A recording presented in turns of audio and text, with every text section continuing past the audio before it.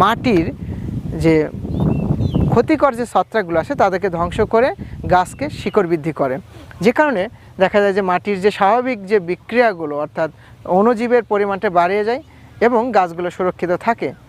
আধুনিক পদ্ধতিতে বেগুন চাষ করতে হলে আপনাকে মাথায় রাখতে হবে মালচিংটা ব্যবহার করতেই হবে।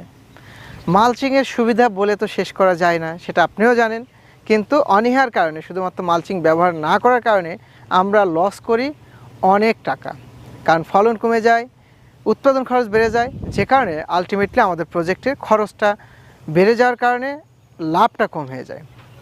আমরা যখন বেগুন চাষ করব, বেড তৈরির সময় মালচিংটাও দিয়ে দেব। এখন এই মালচিংটা আপনি কোন ধরনের মালচিং ব্যবহার করবেন? মালচিং 3 ফিট চড়া মালচিংও ব্যবহার করতে পারেন এবং 4 ফুট চড়া মালচিং ব্যবহার করতে পারেন। তবে 3 ফুট চড়া মালচিং পেপার আপনার 2 ফিট চড়া যদি বেড করেন অথবা 1.5 ফুট চড়া বেড করেন তাহলে কিন্তু দিতে